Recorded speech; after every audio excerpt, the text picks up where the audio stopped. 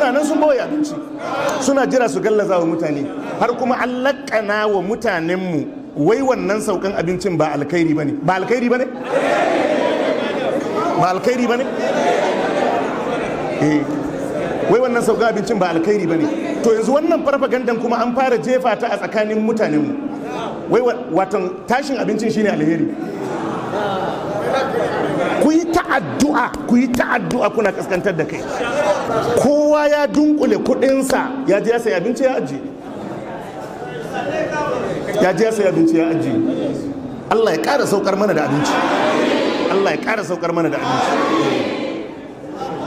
Wanda ya ajiye je ci kayansa ba shi kenan ba.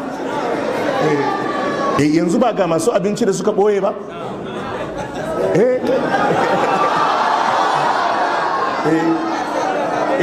Dan wannan gosulo da aka samu na abincin bai tashi yadda suke tsammani ba, duk hankalinsu ya tashi. Malam ina gaya muku wallahi ba a taba ɓoye abinci a arewacin Najeriya irin yanzu ba nan ba. Azzalumai sun gama tanadinsu, Allah sai ya kawo gosulo a cikin abin.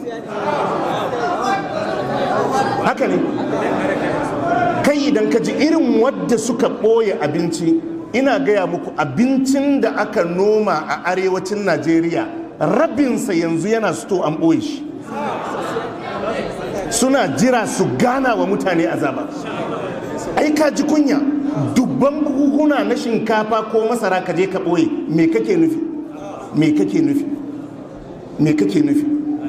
Kuma abin da zai baka mamaki ba fa 'yan kasuwan ba fa manoman ba, har fa gama garin mutane wala su sun sai abincin nan sun boye. Akwai waɗanda gidajensu na zama suka sayar, ya kama haya ya je ya sayi abinci ya boye.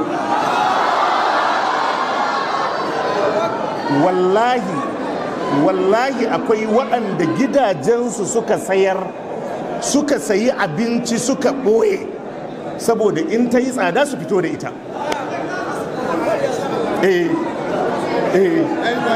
Muna cikin Ramadan, ku yi ta'addu'a Allah ya saukar da abinci. Duk mai mugun nufi akan al'umma Allah ya durkusar da shi.